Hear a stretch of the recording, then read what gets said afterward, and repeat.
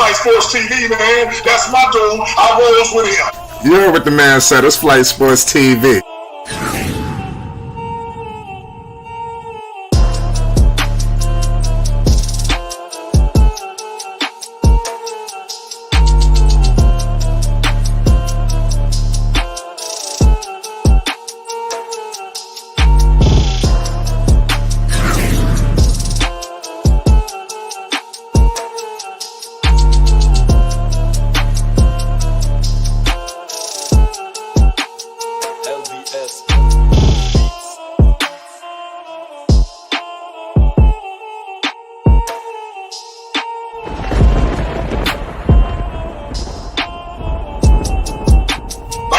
Flight Sports TV, that's where it's at. Flight Sports TV.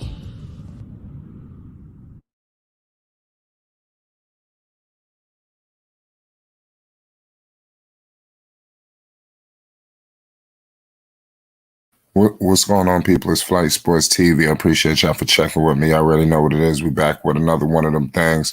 I apologize a little late this evening. We had a hell of a long night today, Flight Sports. We had a whole lot of things going on behind the scenes, man. I apologize thoroughly. Y'all know how we do. This Tuesday, we got to have a huge game, you know, with obviously the Charlotte Hornets. Lamelo Ball tonight. I got upside myself. This was a crazy game. You know, the game that you miss is always the crazy one.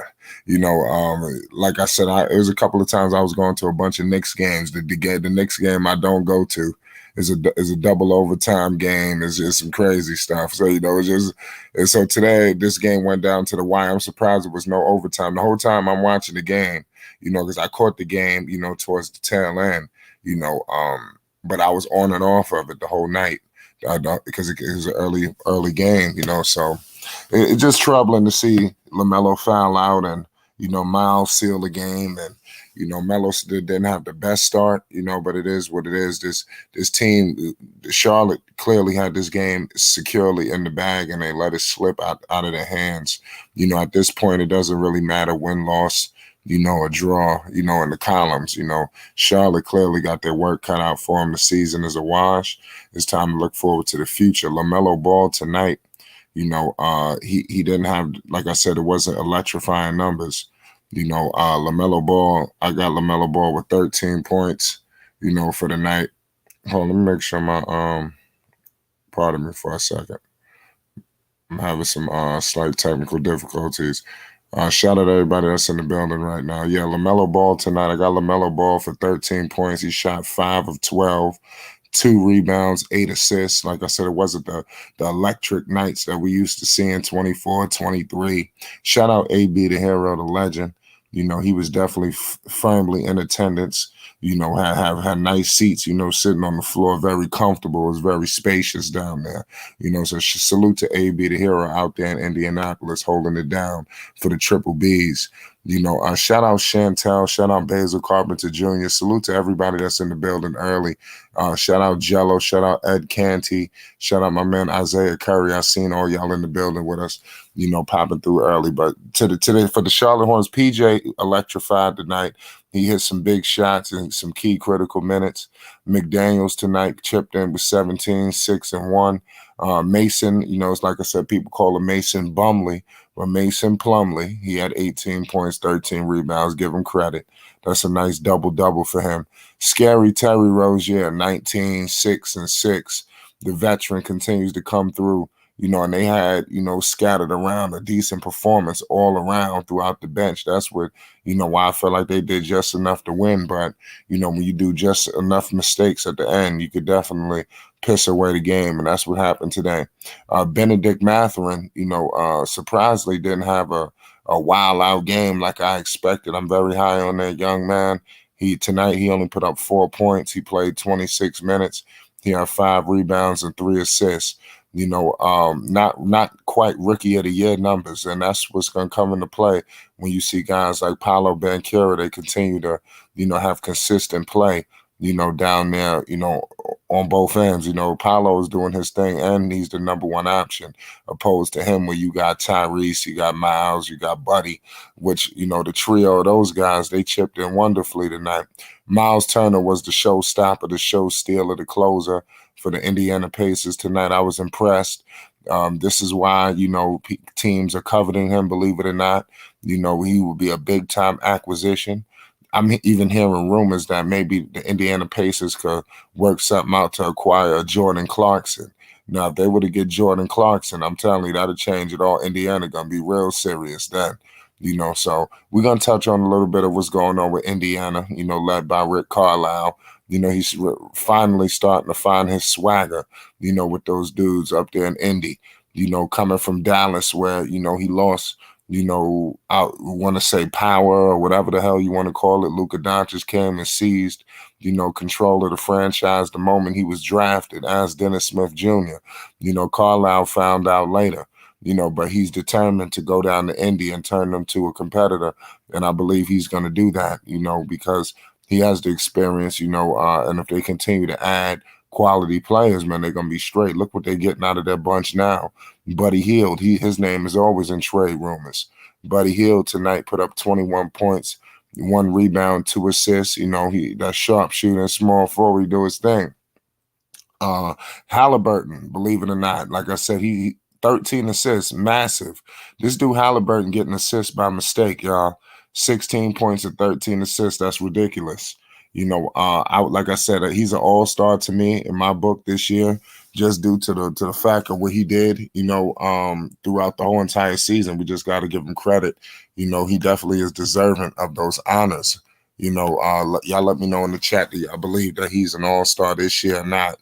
I believe so. They even got the Indiana Pacers very competitive this year. Like I said before, they're 6 right now. They're occupying the 6th seed in the Eastern Conference. Charlotte is at the bottom, by a lot of different issues, and it's not looking good. It's over, for them, but it's not over for Indy. Indiana has the opportunity to rise in the standings from anywhere to a top 5 seed in the Eastern Conference. So I don't, obviously there's some time away, but I think Charlotte, they could view a team like this, because I believe that these two teams, this is something that we're going to see in the future in terms of a possible rivalry. Don't rule that out either. Going back to the days of the play-in, when they had, some issues going on back then, even though some of those guys are gone now, like the Brogdons of the world and some other people. But that Charlotte, Indiana situation, I thought was brewing into something. And I think it will, because I remember they lost in the play-in, and then they had a home opener, the season opener against them. And it seemed like it was a lot of chirping going on. But Brogdon had a lot to do with that. And Brogdon is in Boston right now. So Charlotte could really evaluate a team like Indy, who don't have a bunch of superstar, all-star players. This homegrown talent. They made some trades and some key acquisitions to get the Indiana Pacers to where they are right now, where they're fighting for a top 5 seed in the East. They could finish anywhere from 6 to, a top 5. Like if they just move out of that playing scenario, I think that's a successful season for Indiana, especially a team that, like I said, they were pretty hapless, ever since, the departure of, Paul George. I know Victor came there and gave them a little signs of life, but once that injury, it was over for Indiana. They never recovered, which they ended up moving Victor. They never paid him, so, I mean, it's a troubling situation, but Indy seemed to be further along in their development than the Charlotte Hornets. So Charlotte just need to borrow bits and pieces from every single, organization out there. Shout out my man Marvin. They just need to borrow every little bit, from everyone, in order to get the shit back steered, but you have the ultimate, catalyst in Lamelo Ball, that driving force. You need the engine, and they got the engine started, and then they go from there. That's all you could do in this game. You can't, if you can't have it all, you just, you got that one piece. Now he need to be that driving force, but the organization needs to back him. But Melo, man, believe it or not, they electrified. They hit some big shots down the stretch. Y'all let me know who y'all thought, was the player of the game. What did y'all think about the Myles play at the end? Y'all let me know y'all thoughts. But the Charlotte Hornets, man, is business as usual. Is right back, to the drawing board for them after this loss tonight at 111-116. They going back on the road to Toronto. So they got back-to-back games in Toronto. So they could kind of view this as almost like a, you know, even though they're not their way out the playoff scenario, but they could kind of use this as a little taste, especially for a team that's never been in the postseason, where you're going to face a team twice, where there's going to be adjustments made and all of that. So bottom line is, can Charlotte? I would be lovely if they can win both of them, but can they split? They have to at least split it. I don't think they have to do anything because the season is over. But I mean, I still believe that Charlotte is still playing, to win. They're just getting beat because they're just not good enough. So that's one thing I could give Charlotte. Obviously, we all know Stevie Wonder could see the season is over. They're going there in the Wembanyama sweepstakes, but when they're on the floor playing, they're playing competitive to win. So I see them splitting these two games. Toronto is definitely not the Toronto Raptors of before, when they had the Kawhi Leonards of the world, obviously. But the Toronto Raptors are still a formidable bunch. They took a couple of L's. Last time I seen Toronto, if I'm not mistaken, they lost to the Knicks. Today they lost to the Raptors. No, they actually beat the Raptors. Okay, so they rolling in Tuesday pretty hot. It's crazy. Y'all let me know your thoughts on that game. You got one team in Charlotte, coming in on the loss, and then you got another team coming on the win. So who can prevail on that? And playing in the 6, that ain't gonna be no slouch. So like I said, Charlotte just got to continue to fight, see what they got, see what are they gonna do. Are they gonna make moves? They believe it or not, they got options. Charlotte is not a team that's just void of options. And I just want to let everybody know that clear as day. Charlotte got some plays. You got the PJs of the world. You got to figure out a way to move them, any way you possibly can, especially at the deadline. These guys are getting their stock up, believe it or not. You telling me, PJ, teams around the league ain't looking at what this man is doing and figuring and putting calls in? So it's all about getting the best offer, to further, the cause of this basketball team. We got my man All Access in the building. Dex, talk to the people. We live. Yes, sir. Shout out to Flight Sports TV, the machine. That's right. The voice of the voiceless, the people's champ, That's the right. hottest in these streets. Monologue stayed the same. The only thing that changed is the game. Shout out to the panel when it reaches premium peak. And shout out to the courageous chat and all the cacophony that comes out of the conclave in a celebratory form, but sometimes critical. And Right. Big ups to everybody rocking with Flight Sports TV. That's right, man. Dex, what the hell happened in this game tonight with Indy, man? What was your thoughts? Were you able to catch the game? I wasn't able to catch it. I listened to a little bit on the Hornets radio podcast. I mean, not podcast, radio stream. They blocked me out for some reason. I couldn't get it no way, either Indiana or Charlotte. So unfortunately, yeah, I was left out from viewing the game. But I did, peek at it a little bit. And, as the old adage is, don't worry about the man behind the curtain unless you're conscious enough and you feel something is smelly or fishy, then you go lifting up the curtain to see what the hell is behind it. But this was a bad time for Lamelo to have this kind of a game. You think so? Yes, because I think he only was like 13 points. I mean, Yeah, he was well, well below was. his average. Especially from the previous games, he was turning up.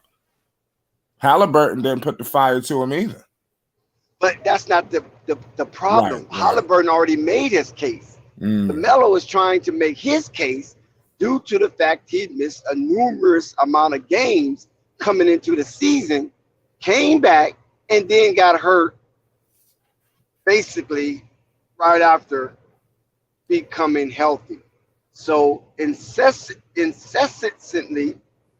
this is a bad time for Lamelo to not keep up his 20-game streak alive, because he is playing his draft mate and he's also playing Tyrese, in which Tyrese is trying to make a case for All-Star. Right. So this is why I say this is probably one of the worst times that Lamelo, not the loss, because clearly, Indiana is a better team and has a well-constructed roster, Yeah. whereas Charlotte roster is basically upside down. A lot more direction over there, Dex. That's what I could say. Well, you got Carlisle, a championship coach. He brought it to Dallas after Dallas had never had a championship in their franchise history, and he did that, with Dirk on his way out. So his coaching is a championship pedigree for Carlisle. So coming there, having a guard and having a roster. I mean, look what happened with Myles Turner. Yep. I mean, Myles Turner, we put a doozy against him. And it was nothing that really Charlotte can do with him in this game tonight. Nah. PJ Washington showed up. Yeah. But Terry Rozier, Lamelo, I mean, they was underwhelming. You're absolutely right about that, man. It's been an underwhelming season altogether. But what about some of these guys, like you said, the PJs of the world? Don't you think his stock is rising and rising and rising? I don't know if it's rising because what about for a competitor? Somebody to bring him in stretching the floor. What about your Lakers? You don't think it's more enticing to maybe put a call? They don't want no damn PJ Washington. No, he's not a winner. They need winners over there. Lakers, listen, the Lakers is the hottest team in the NBA right now. Okay, and by the Lakers having LeBron shoulder responsibility, they need winners. We already have enough people that are of non-winning caliber. Okay, we don't need more of that. So I don't care what you do on a bad team. If you're not out here putting it all on the line, I mean, the Lakers don't need you. They don't need you.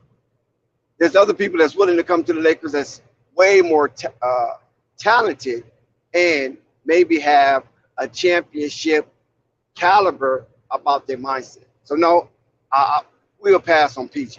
You can send them to somewhere else, maybe Phoenix. Phoenix is gasping for air.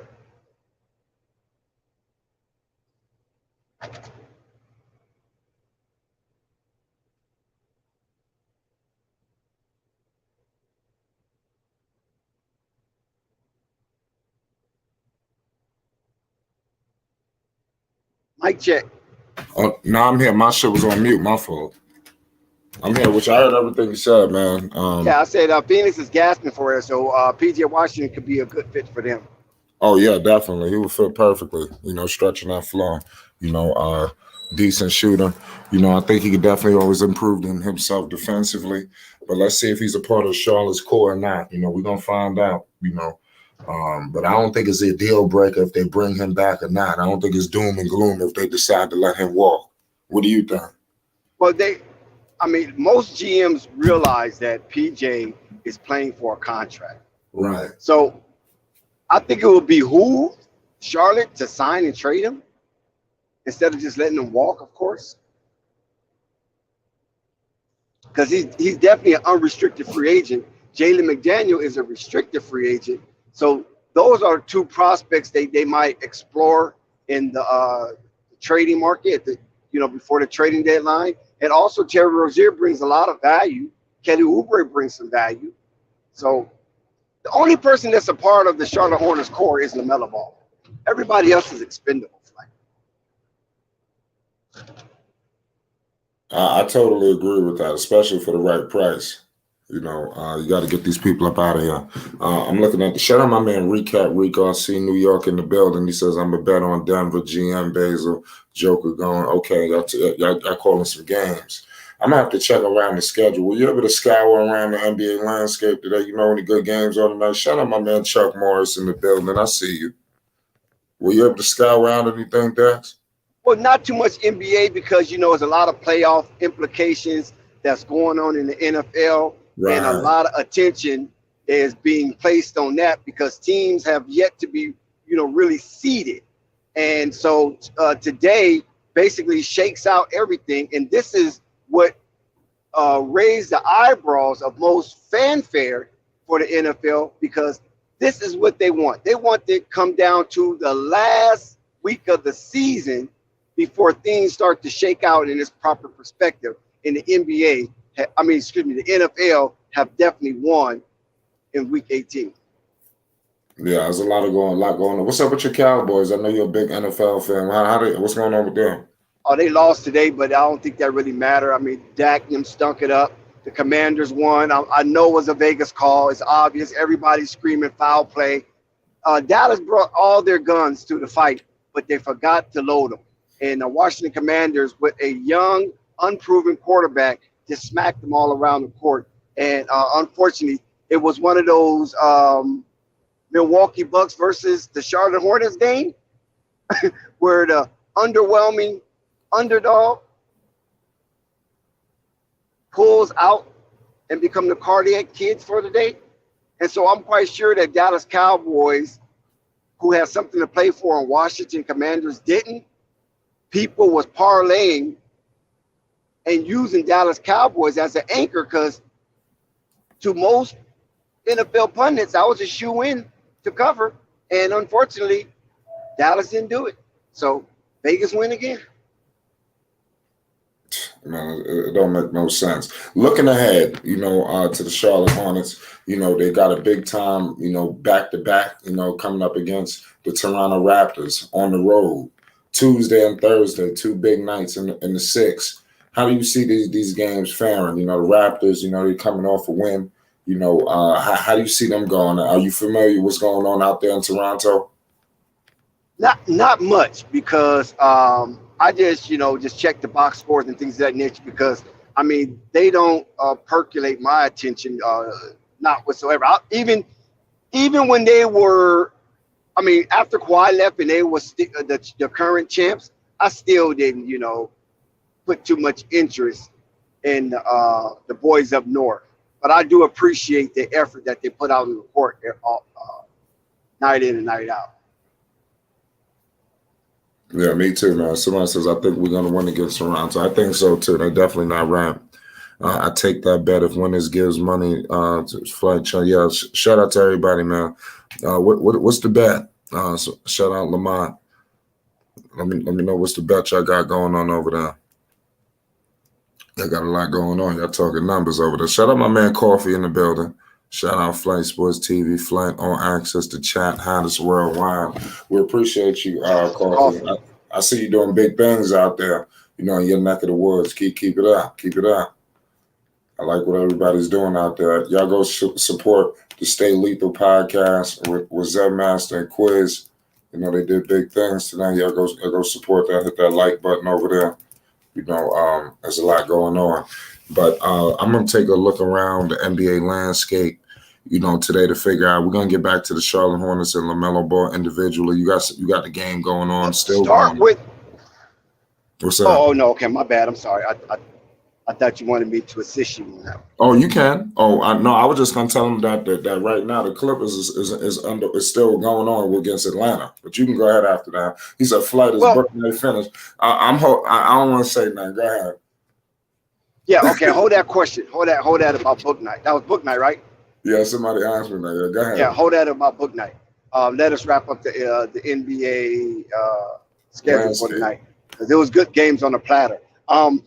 Like you said, currently the games in action is, I think the final game of the night is the Hawks being hosted by the Clippers. And the Clippers are currently up 98-91 with about half to go in the fourth quarter. And look, the Clippers been disappointing in the last 5 games, Flight.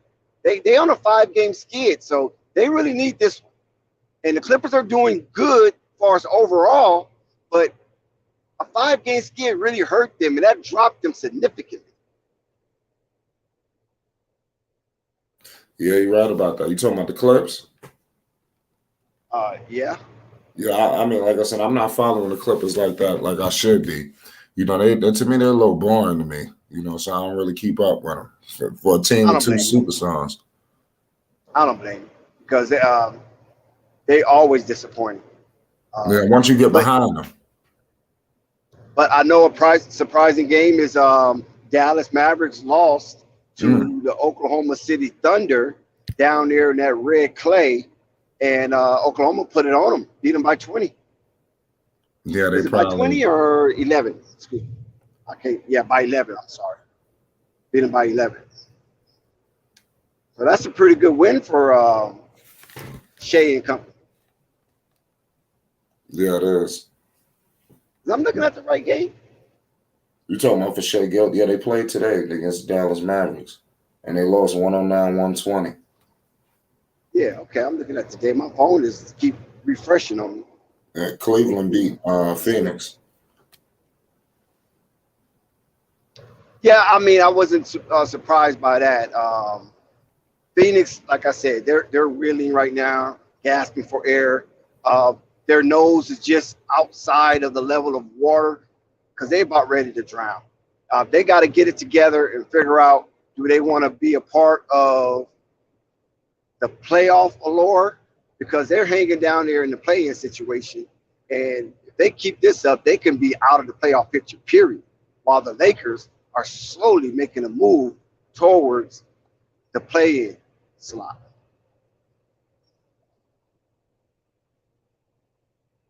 The Lakers are finished, man. I ain't even sweating the I Lakers. beg your pardon. I said the Lakers are finished. I beg your pardon. Uh, They the hottest team in the NBA. How did they finish? They only what, one game behind the 10th slot. yeah, I mean, like they're another team, Dex. Once you get behind them, they crush you. I don't know about that. I totally disagree because they just won the championship in 2020. Oh So no, I don't know what you mean by that. No, do you think they would have won that championship if it wasn't? Oh my God, here you go, Fly. I ain't even It's gonna try already to said and done. It's etched in I ain't stone even in trying to finish. NBA You never let me history. The finish. Lakers are the 2022 champion. Albeit it might have some little Mickey Mouse ears attached to it, but it's still crowned champion 2022. Man, listen. So I don't know how disappointing that is. I think you're projecting your New York Knicks folklore on my champion pedigree Lakers. Listen, I like the Lakers, man. Lakers gonna have to fix it up, man. You know, they're not as bad as, you know, some of the teams that we fooling with right now. You know, but most definitely. yeah, it's like, yeah, but it's just they're another team that I feel like they haven't maximized. Let me say this right here. What? Okay, I went on various streams. Okay. When I was doing that Lamelo Ball tour thing. I know people don't give me credit, but it's okay. You know how they treat us over here at Flight Sports TV. They act like we don't break news. But nevertheless, when I went on that Lamelo Ball media swing and blessing some of these ungrateful content creators for breaking news and information that they probably would never have gotten until months later. And I talked about the Lakers a little bit as well. And one of the persons I talked about that piqued my interest was a Laker that's on his second tour of duty, and that is Thomas Bryant. Do you see what Thomas Bryant is doing right now? And he's doing exactly what I said that he was going to do. Unfortunately, Anthony Davis is not a part of the equation right now. But without Anthony Davis in his last 10 games, the Lakers are playing above 500 basketball. They're playing better basketball than some of the teams that's in the East that's on the upper echelon of the competition. They're playing better basketball than some of the teams in the West that's above them, that's already in the playoff hunt. Not the play-in, but the playoff hunt. So if that's the case, if the Lakers are putting demos down in cities throughout the lower 48 without Anthony Davis, and Thomas Bryant is finding his footing and getting his rhythm, could you imagine what it's going to be like when Anthony Davis comes back in, and listen, Lonnie Walker's not there either. Austin Reeves is not there either. Keep that in mind. So when the Lakers become fully healthy and focused and forcefully enthralled and pushing for a playoff spot, the Lakers going to go out here and be reckless flight, and they're going to be dangerous. So a lot of the NBA pundits right now are watching this. They're quiet. Just think about this. LeBron is on a tear, and the NBA pundits are quiet except for Undisputed, based on the relationship between LeBron James and Shannon Sharp. And Shannon Sharp hanging out with LeBron James taking selfies. But everybody else is quiet on the Lakers' vast improvement. And if Darvin Ham could pull this off and get the Lakers in the 5th seed or 6th seed, he would definitely be in running of coach of the year. And Rob Pelinka would save face with grace and remove all the egg off his face, and also be in the running for executive of. So that is something remain to be seen. And I don't want anybody that was denigrating my Lakers to miss one iota of this exuberant experience that the Lakers is taking as a trope throughout the lower 48. Like, it's crazy. It makes absolutely no sense. Shout out Recap Rico. Seawood, I see all y'all. Shout out Lamont. Yes, I'm used to the Lakers hate champions always get heat from the jealous low-life teams. Oh, yeah? Listen, I got to do it again. Do it again, man. Y'all traded the whole young core for the bubble chip. Now, I can see, okay, y'all got over with. Like, that's over with. That's water under the bridge. Do not traumatize yourself. Listen, I could see if y'all won the chip, right? And y'all was competitive, y'all knocking on the door every year. No, this has been a complete debacle. Like, y'all fighting, scratching, and clawing to get in the playoffs, or y'all losing in the first round. Not competitively. I'm talking washed up. But could you put that in context, like, honestly? Why? You can, especially when you got LeBron and Anthony Davis. But why is that happening? Since the bubble championship, why the Lakers seem like they've become a debacle? Well, I mean, you got LeBron James. You know, I think we got to start with him on the floor. Nah, I disagree. Nah, LeBron James is free of blame, except for his executive team that he assembled. You're upset that the team that he assembled. The team that he assembled wasn't bad. I mean, the thing that he do get a mark against is the DeMar DeRozan versus Russell Westbrook. Or Russell Westbrook is playing pretty good. It's pretty solid coming off the bench. Wow. You know, he's not a disruptor anymore. You know, he's averaging almost a double-double. So that's good input coming off the bench. But of course, he's underperforming based on his salary and based on his legacy. So we understand that part. But he is contributing, and he's contributing silent but loud. Okay. The reason why the Lakers are in the situation that they're in, and it looked like a fiasco,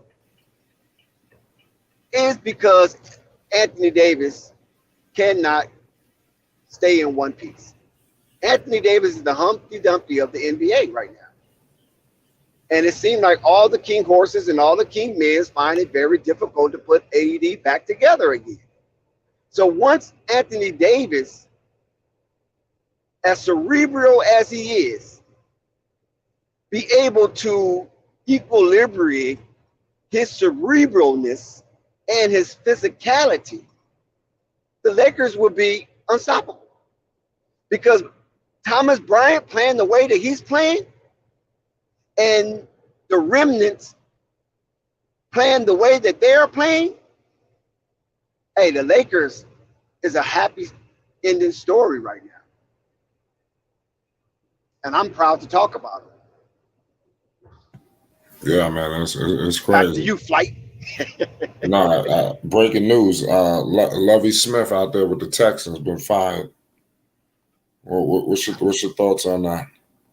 Well, I mean, One anybody that season, his first season. yeah, but I mean, see, I don't like it because nobody expected Texas to do anything.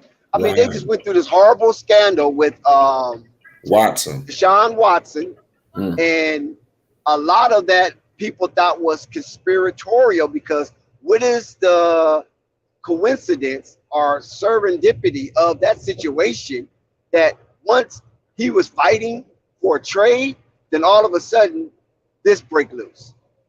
So I don't know if the Texans had this in their hip pocket just in case if Deshaun Watson break ranks or attempted to break ranks after being paid astronomically by a Texan team.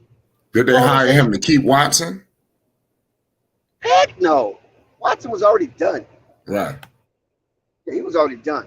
Um, what they probably did, like how K and T said, a bridge coach. He probably just was a bridge coach, just to keep the heat off the Texans, hire a black coach, make it seem like there's no racism involved with the the Deshaun Watson situation, based on the full context of that situation and how the timing came down with the scandal and a lot of the women's, well, not a lot. Some women caught in lies, some recanted. So it was just a whole lot of stuff that could have just went ugly. That hiring Lovey Smith might have, kept the PR to a minimum, PR nightmare to a minimum. Yeah, I agree with that. That's sad. Continue on I-35. Yeah, my phone. So, yeah, nonetheless, man, it's crazy out here, man. But what about the Lakers, man? So you think they turning the curve, like they starting to, like, because the beginning of the season it was hell on earth, but now you think we're starting to see some signs of life? Now, the beginning of the season was very dramatical, and it was very drastic as far as the poo-poo-ness display and demonstration that the Lakers was putting down early on. Now it seemed like the Lakers have found their footing to some degree, and have been somewhat impressive without Anthony Davis. That is what I'm kind of focused on. How would they hold up without Anthony Davis? Can they stay 500 or above? Because if they can stay 500 or above without Anthony Davis, and when Anthony Davis reinsert himself, then the Lakers going to be something vicious to mess with. And I think teams going to be dodging the Lakers if they ever get into a playoff slot before the season comes to an end, or otherwise it's an epic collapse.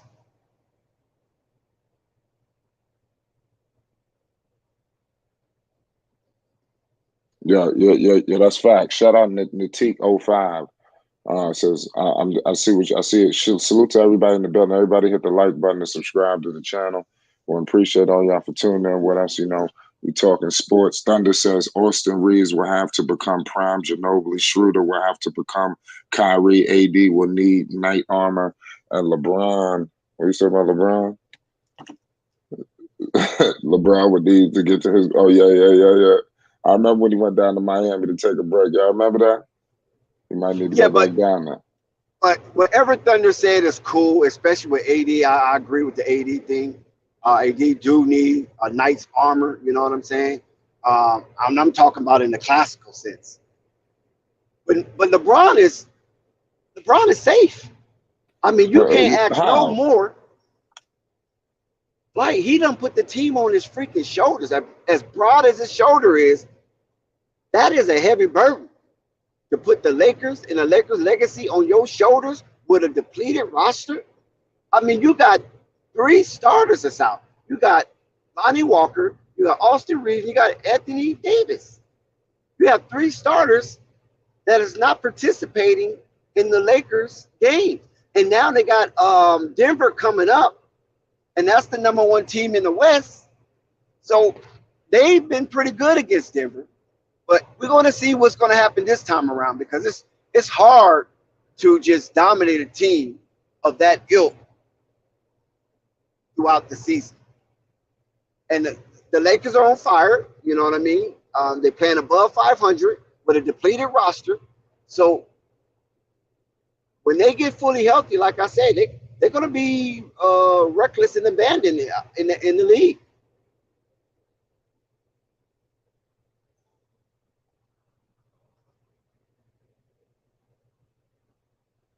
Man, that don't make no sense, man. But I feel where you're coming from with LeBron. LeBron don't have, what I will say is this. I'm gonna give some slack to Mr. LeBron James. They still should be able to build a little bit of a competent roster around him, but I think they thought that they would have people flocking to LA. Don't you feel like you don't see the flock? Ain't nobody just campaigning to get here. I disagree.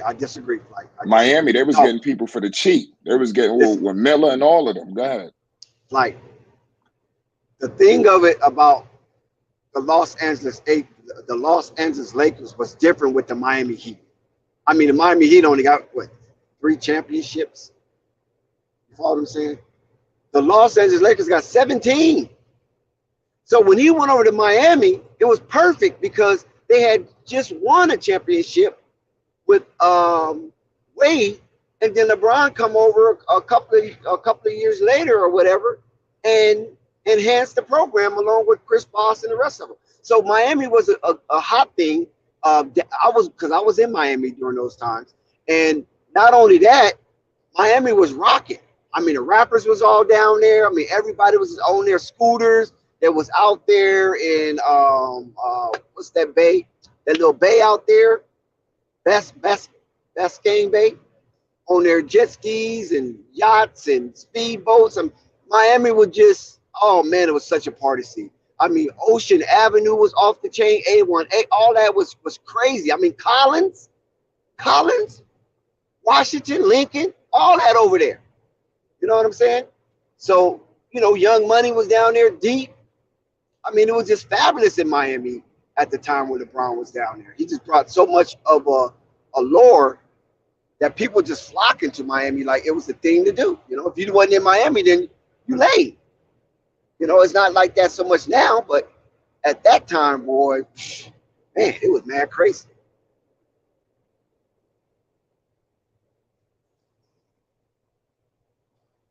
No, good point, Dax. Good point. Thunder says LeBron is hooping Dax. It's hooping Dax. I understand when I said Miami LeBron was because that version was a two-way player that gave the same production this Bron does, possibly. What do you think about that? Well, I mean, come on, Thunder. Let's be honest now. 2010 was 14 years ago, right? So when he came to Miami, that was 14 years ago. So that means LeBron was 24 years old. Prime, 24. You feel me? Rocking. So you can't expect that at the mileage that's on those tires and the long tooth that he possesses to play anywhere near that level on both sides of the ball. So at least he's playing to that level on one side of the ball. So I think we can give him a pass a little bit on the defensive end. Yeah, good point. Somebody said, "What's up with the Bulls? What's your thought on the Bulls?" I know Levine and DeRozan been doing their thing. I know that you're not so high on their offensive runs. What's your thoughts on the Bulls? They've been establishing a little bit of success recently. What's your thoughts on that? Well, shout out to Unstoppable and Marvin, most definitely. Shout out to the Bulls fans. And those other Bull fans that's in the chat. I've been talking to Unstoppable a little bit. He's been kind of jugging at me, but it's okay. I got you, Unstoppable. The Bulls is the hottest team in the East. I don't know if you know that. They're the hottest team in the East. Explain why. How did they usurp all these other teams like the New York Knicks and the rest of these other people who've been balling? Because their win streak. They're on a 5-game win streak. And so right now, they're the hottest team in the East. I know their record has been dismal, and it doesn't appear that the Bulls are being impactful. But yeah, 5 games is 5 games. That's a plus 5 games. And DeMar DeRozan and Zach LaVine has become that prolific scorers again. So hopefully Zach is ready to take that next step and become the closer for the Bulls. And maybe we can write a new story when it comes to the Bulls. Because that same old retread of DeMar taking all the shots, taking the last shot, and Zach LaVine hiding behind the defense, running into the far end where he won't even touch the ball, used as a decoy, I guess. That story should come to a close. $200 million, we should never even witness that type of crap again.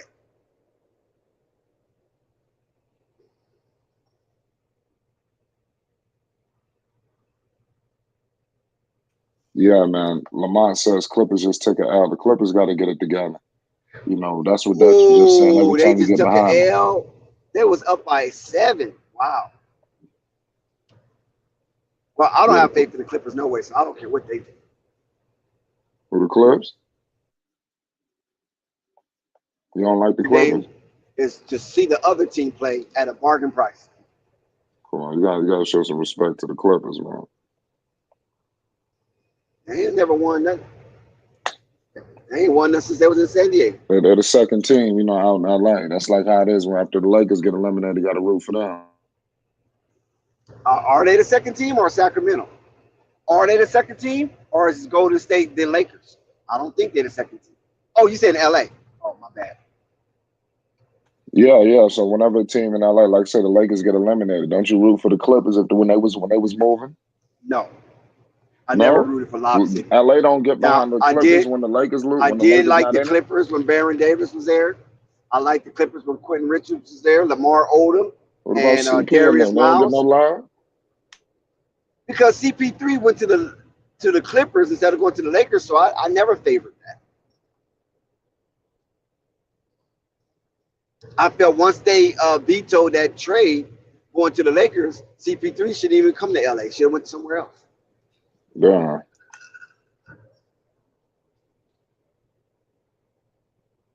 But like I said, the only time I go to the Clipper game is to watch the other team play at a bargain price. Yeah, I agree with that. Thunder says Lob City was Clippers' golden era. It was a long time for those days. Yeah, I mean, they was hey, look, they was putting butts in the seat. I can tell you that. Yeah, they had a team. Radic and them, they surrounded the dude with some weapons. Uh-huh. Yeah, they was putting butts in the seat. DeAndre Jordan, all them guys. Yeah, it was exciting to watch.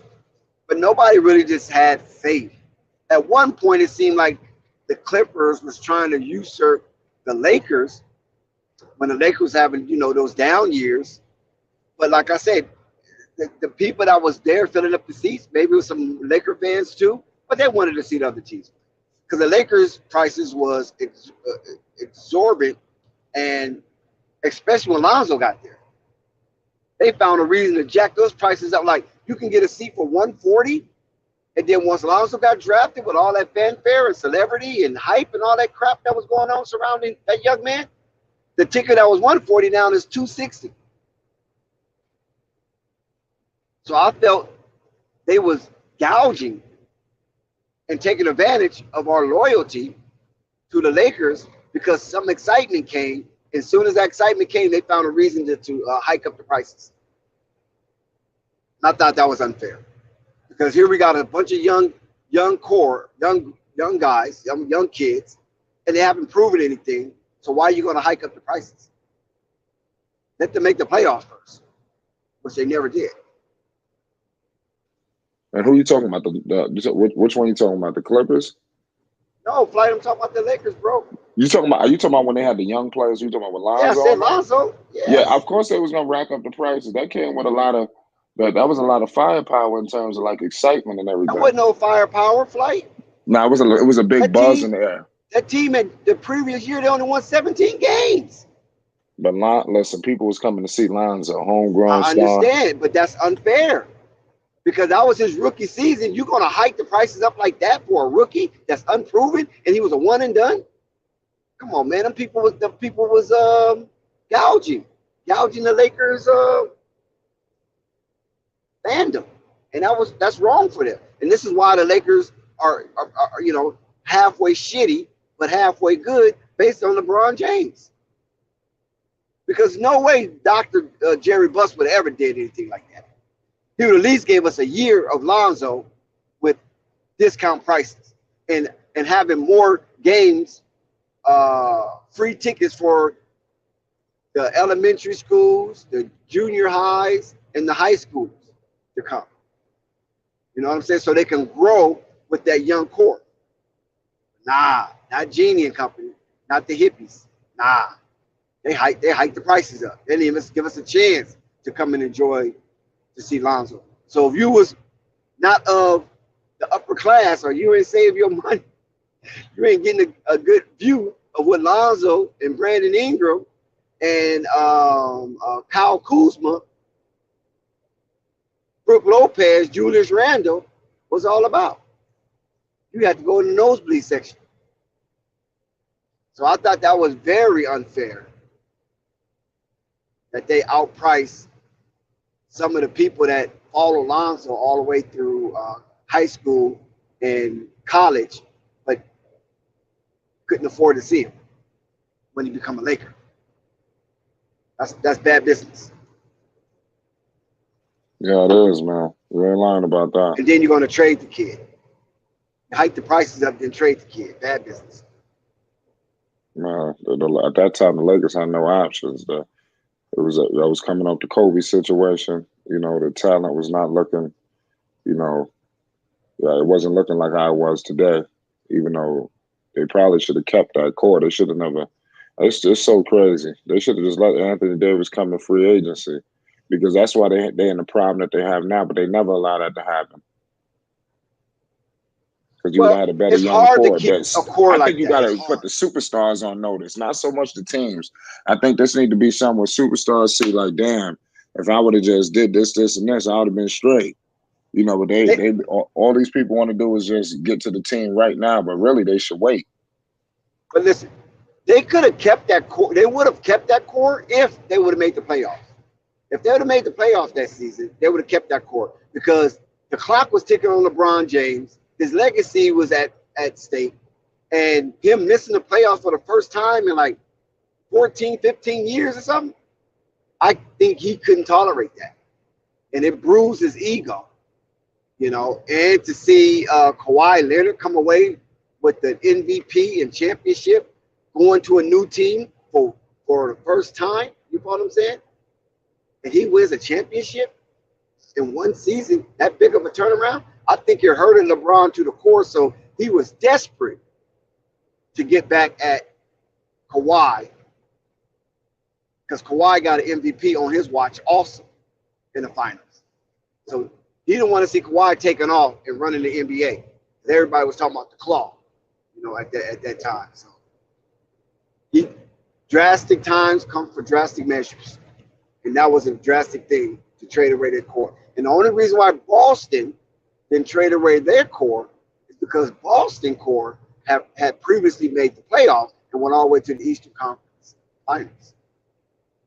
So you don't trade that. So they had leverage, whereas the Lakers core didn't have no leverage. They didn't make nothing. They didn't make no playoffs. You know what I'm saying? Play-in game didn't exist.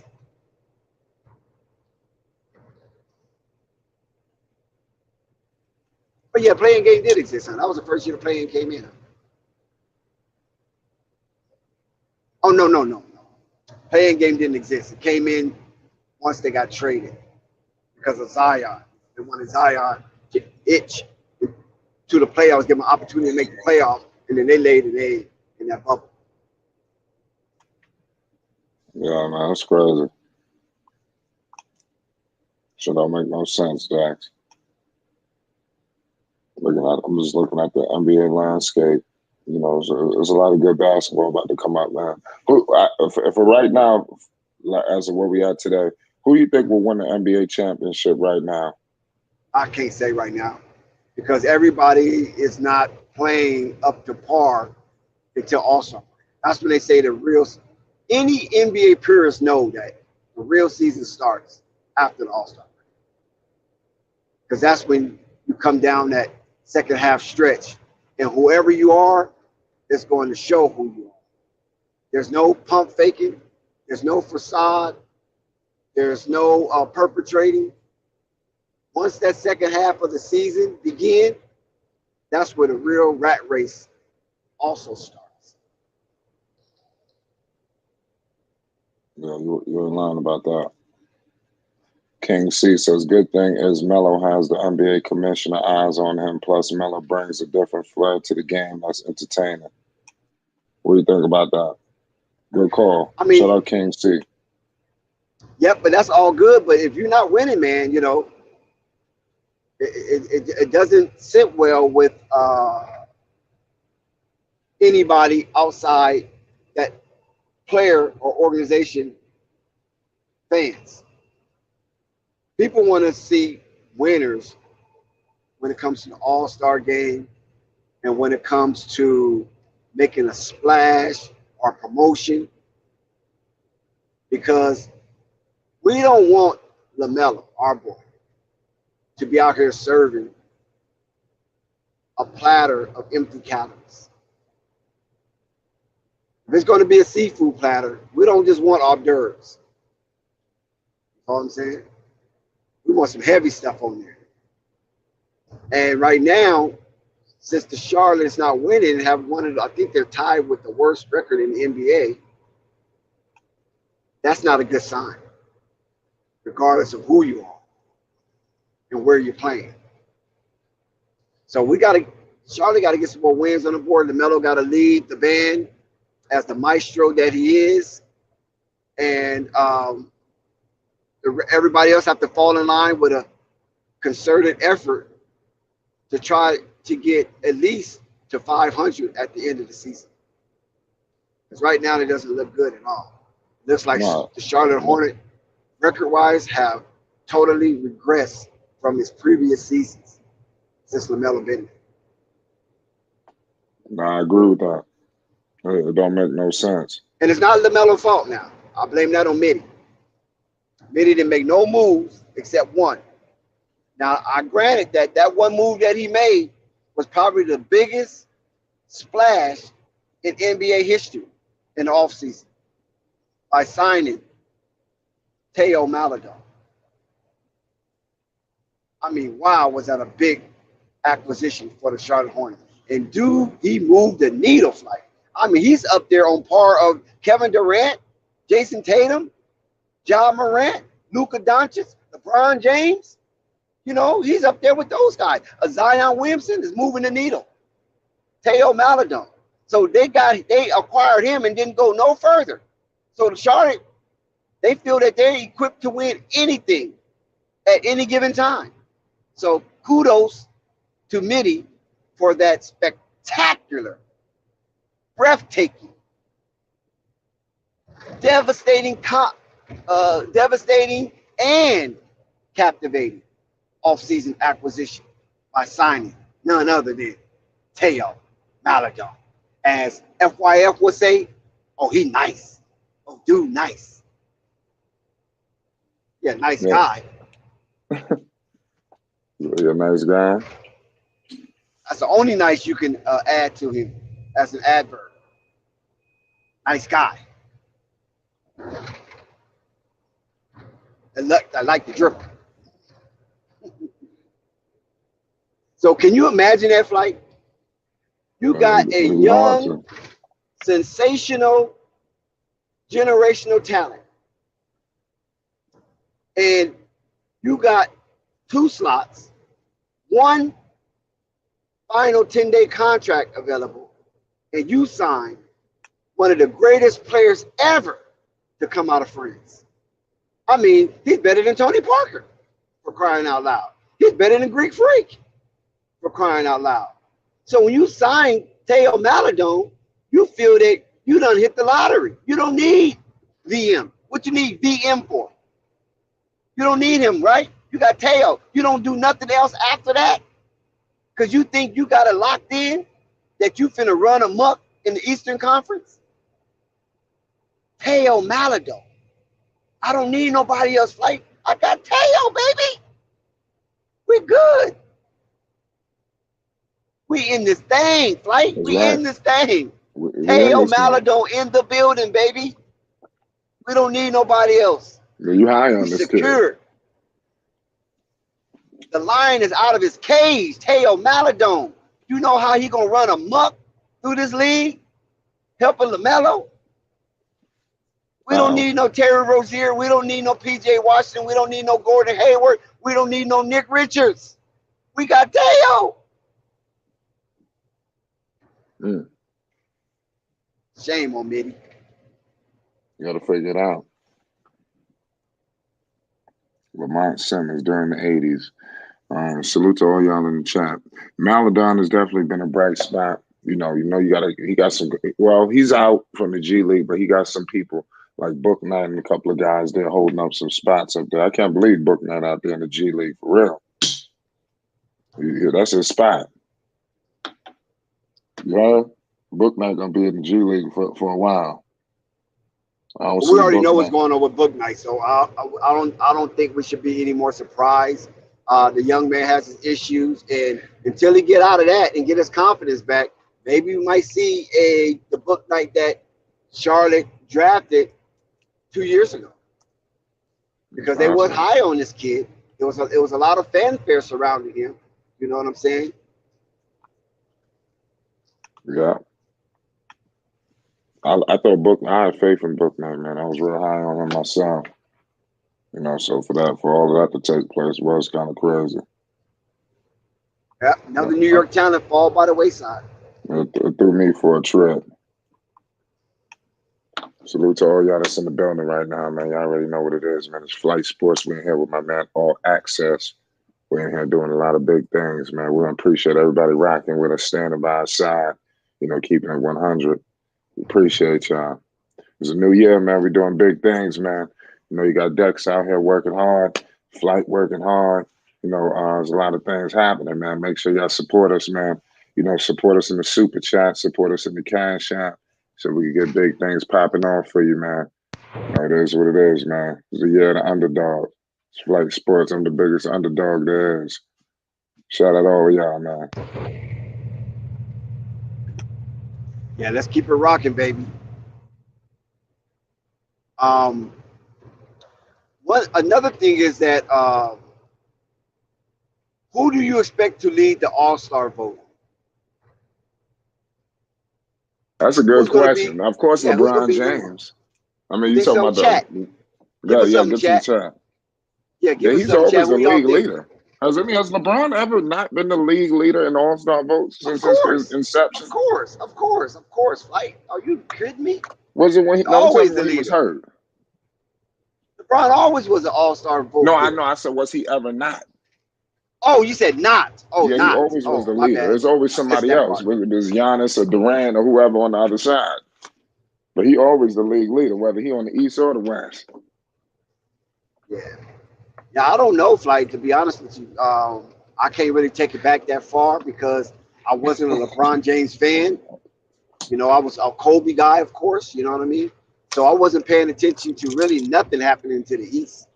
Wow. Unless it was the Boston Celtics. That's the only team I can remember that I paid attention to outside of the Lakers. And that's because of the NBA lore of the Lakers and Celtics competition throughout what about its existence. What about the Knicks when they had Ewing? I mean, I watched the Knicks, I watched some Bulls, but I'm just saying, like, in recent years, when Boston fell off, I wasn't really paying attention to nothing out of the East because I was trying to figure out how my Lakers were going to get back. Right. Once OKC beat us, once Dallas beat us, we was kind of like, it was done. You know what I mean? And then Phoenix, I mean, we was done, man. Once those young teams start to come up and beat us, we was done. Right. Shout out King C. Dex, that beating Melo put on Giannis without any superstar on his team should make up for Melo 13-point game. Oh, no doubt. You know why? Because he beat a monstrosity of a human being. And that game right there, it casted a bright albatross, not a dark cloud, but a bright albatross over the head of Lamelo, because that right there was embarrassing to a championship caliber team who's looking to win these type of games and not surrender and lose these games and lose ground to teams like the Celtics and the Bucks. Celtics and the Knicks, excuse me. So the Bucks, they failed miserably in their attempt. And that demo that they put out on the court against Charlotte, they should be ashamed of themselves. So no doubt that Melo victory against Giannis, it goes down as one for the ages.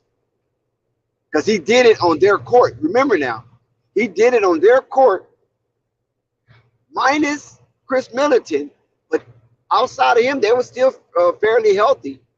And Lamelo put a smack down. I mean, the Bucks have lost a few games by astronomical numbers. I mean, those digits are piling up in the Bucks' loss. And they better do something. They better do something fast, because teams are not afraid of them as they used to be.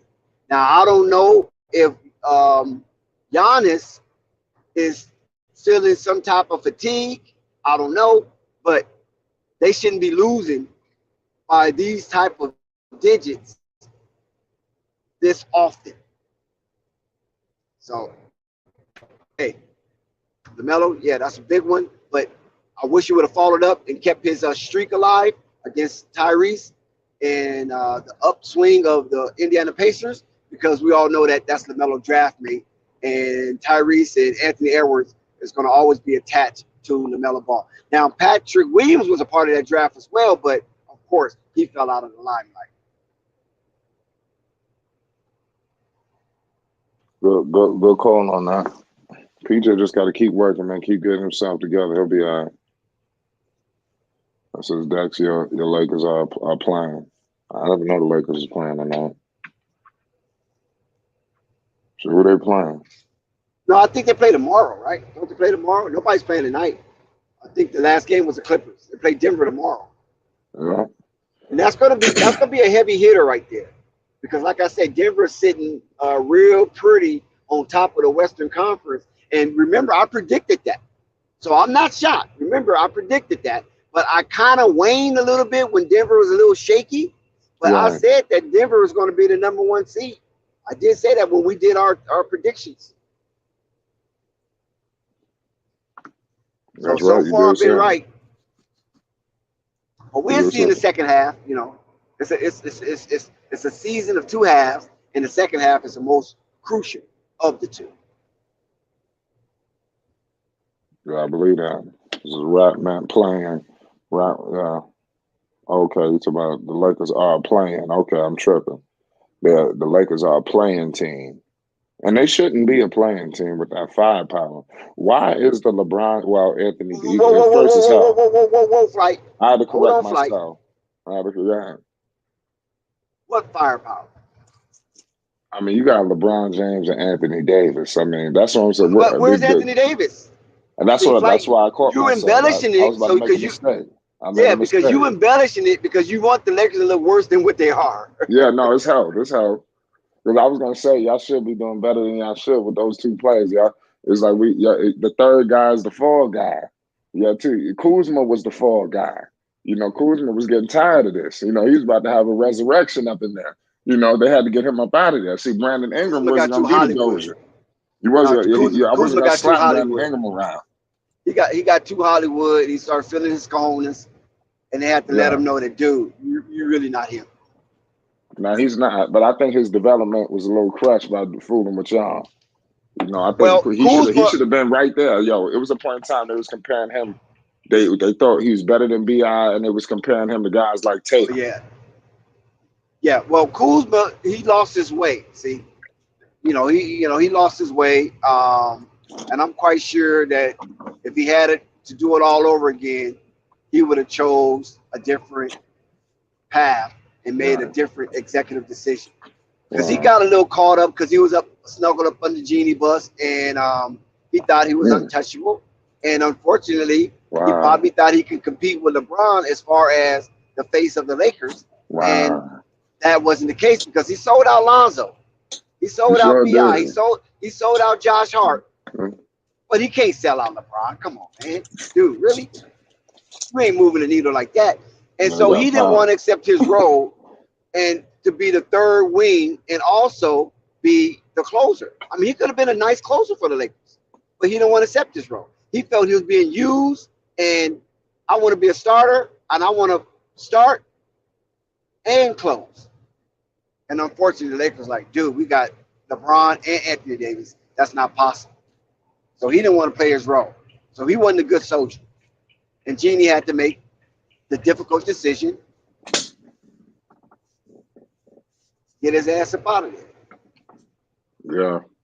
I mean, He was the KCP last got chip caught up left. in the, but KCP got caught up too now. KCP was a good appendage for the Lakers, and he got caught up in that whirlwind, that vortex. Yeah, well, y'all was just using his contract. You know, he was just there to facilitate a big deal for y'all. You know, Rich Yeah, but Paul guy. KCP was good though, especially I during that know, but he had that no playoff run. trade clause, and they always talk about his No, he didn't have contract. no trade clause. He That's not true. didn't. Okay, No, well, I thought he not. No, he he did didn't even have a no qualify. trade clause. How? He had Like he had a how? no trade clause under How Rich did he have a no Paul. trade clause? Oh That's man, yes rumor. he did. I swear How to long God, he Casey? had a Okay, no hold on one trade second. clause. Hold on one second. Hold on one second. How long has Rich Paul been there? I mean, how long has KCP was a Laker?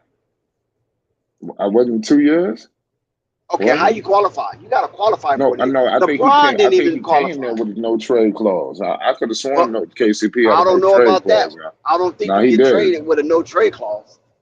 I I think it could. could have been something different, but it wasn't an actual no trade clause. His Maybe it was some contract was type. always brought up as like a key focal point. But that's utter What? falsehood or Oh, misunderstanding or misrepresentation. Because in order for you to have a no trade clause, like you got to qualify for that. Because okay. it's only like 2, 3 NBA players right now Melo with a had no it. trade Melo clause. had it. Carmelo. But that's what I'm saying. You have to qualify for that. There's a certain qualification you have to meet.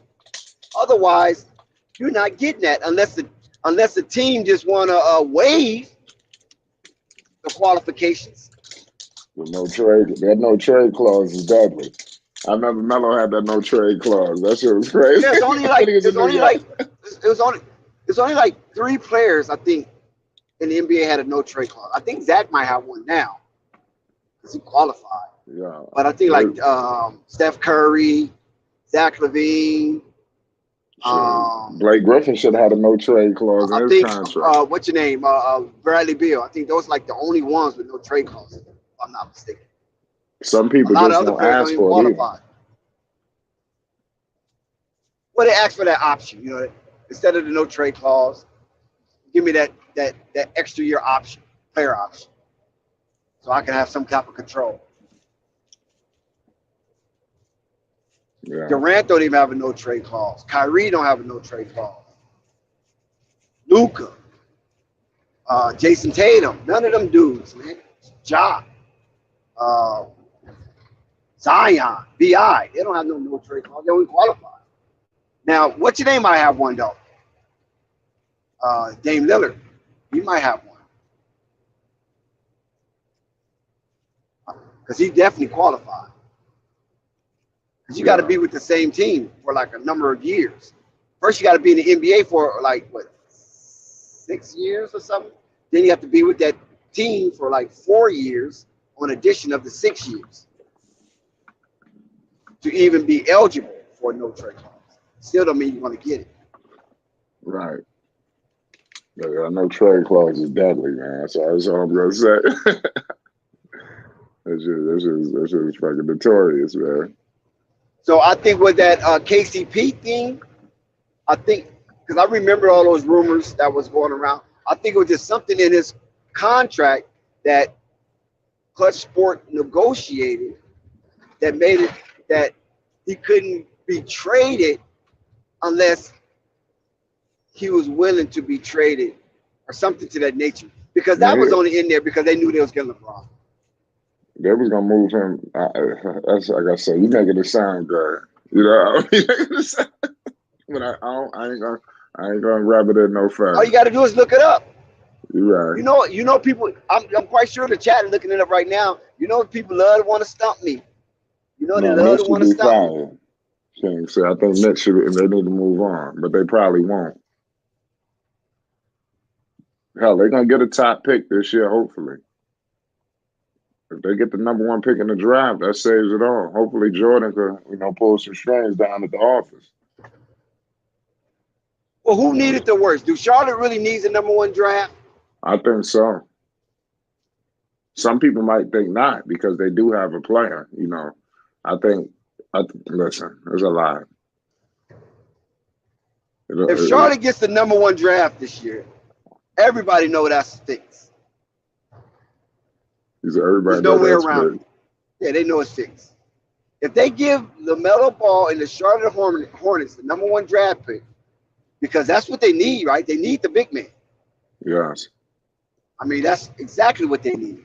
And if they get that, then you're going to have to look at the last 5 drafts and how these people got the #1 pick.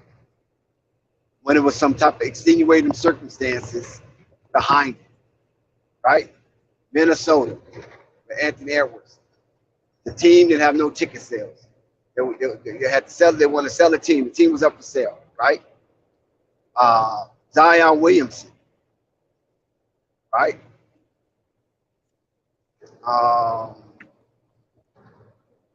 Who was #1? Oh yeah, DeAndre Ayton with Phoenix. You know what I'm saying? Pair with Devin Booker. Then here comes Chris Paul. So I'm just saying it's a lot of trickery going on with that #1 draft pick. And then this year you had Orlando Magic. Orlando is a tourist town. Why the NBA team there sucks? Orlando's one of the most visited places in the world. Did you know that? Of course, it's Disney World. So why they have a NBA team that sucks? So all of a sudden they get the #1 overall pick. Yeah, that'd be something to go to down there. That would be something. Orlando is it's got all the makings of a destination city. Everything. That it's things there to do. The only thing they're missing is a beach. Right. It's crazy. We got the OG just rolled in, Marvin. A long time no see, Marv. Salute to Marvin. Perspective from the other side.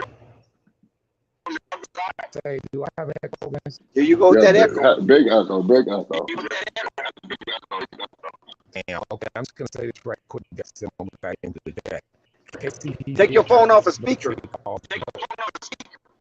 Hang on. I don't think it's on speaker. Let me make sure. I don't. You straight? All right, hold on, I'm trying to get straight. I'm just going to say this and then I'll go to the chat. KCP did have a no trade clause fixed. It was because of a 1-year bird rule. I'm going to go in the chat.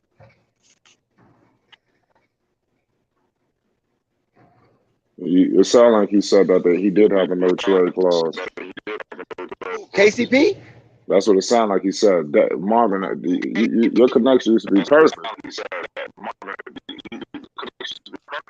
Yeah. Can you hear me now, Fight? Yeah, you got a delay and everything. You sound like you're good now. No, I don't know. I'm sorry. You know what you should do, Marvin? Leave and come right back in.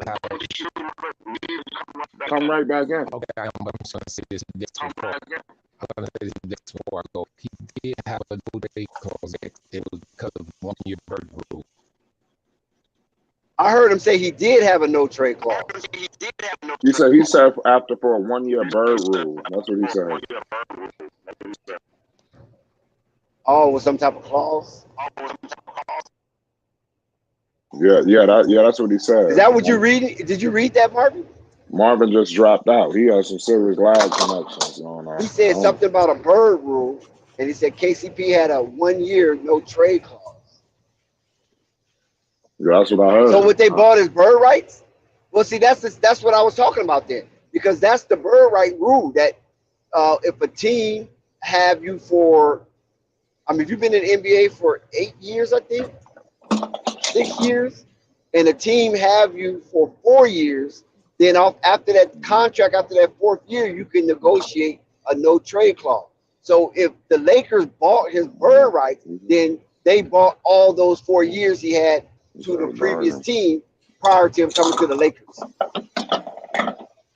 I think that's what Marvin just informed us, and I was unaware that the Lakers bought his bird rights. Now I done heard teams buy other players' bird rights, but I never really looked into what did that really mean. But now that Marvin said that, now I understand where they're talking about with the bird rights, and that means that the other team, the previous team that have him for those 4 years or drafted him or whatever, have his exclusive bird rights. And then if he gets traded, those bird rights probably can be purchased if the team that's receiving him want that in their loophole. So then that means that player still qualifies for having those years from the team that drafted him added to the new team. So therefore, he could qualify for a no trade clause. So if that's the case, then Marvin, if that's what you're saying, okay, cool. Because I knew as a Laker, just the time that he was there, he couldn't qualify for a no trade clause. But once you put the bird clause rights in there that the Lakers might have allegedly purchased, then I can understand. Back to you, Mike. No, you had a good call on that. I'm sitting here washing some dishes, bro. I'm sitting here talking basketball. So excuse the noise. But nonetheless, man, there's a lot going on, man. In the sporting world, want to let everybody know here at Flight Sports, we're looking to cover a lot of different things. So hopefully everybody can find right in the chat, some things that you think that maybe we should be looking into, something that you think we missing. We'll look into it to see if we can add it. We definitely want to cater to some of the people that's in the chat, our supporters. If you got a team, you got a certain player, that we need to be looking into a little bit more, let us know. We'll try to make that happen for our loyal supporters. You never know. We might, your favorite player might start becoming a regular around here. You never know. So we're letting everybody, right in the chat, some people that we might need to be looking into. Let us know, and we'll see what's going on. But the NFL is crazy. What you think about the Chicago Bears getting the number 1 overall pick? Lovie Smith Lovie Smith is fired, but the Houston Texans, they got the 2nd pick in the draft. Is Chicago going to take a quarterback with Fields? He hasn't been the best, has he? I don't even know anything about the Chicago Bears. The Bears. I have to get a guy like SB. Wait till Marvin come back. I was in Marvin Whitney. Yeah, Marvin probably listened until he probably tried to get his connection right after that. Yeah, I probably got to get SB know about that. He heavy on the Bears. Yeah, Shout out to SB Talk Sports. Idea. He be up in the stadium too. Yeah, man. There's a lot going on out there. But tomorrow, I'm trying to think of any games. You got a lot of great games coming on, of course, the Lakers. I see the Kings coming on, too, in the late night cap. So there's a lot of good games to scour from. I know the Bulls play, the Pelicans. I believe the Knicks come on, too. So you got a lot of good games coming on tomorrow to look around into. So we'll definitely try to tune in with you. But, yeah. But Dex, anything you want to cover? This was a late night show, man. Anything you want to cover? Because I got some things I got to do. No, we can go ahead and shut it down. We're gonna. We just wanted to cover the post game report. I apologize today. We couldn't really get to it the way we wanted to do it. But tomorrow we're gonna scour the games and we're gonna deliver a nice play-by-play for the people. It's Flight Sports TV. Peace and love to you all, man. Support all the content we got. Support us in the Super Chat, the Cash App. We're trying to make an exuberant experience for the people. It's 2023 is the year of us, man. All together. It's Flight Sports. We all is one team. Flight Sports. Flight Sports TV, man. That's my dude. I rolls with him. You heard what the man said. It's Flight Sports TV.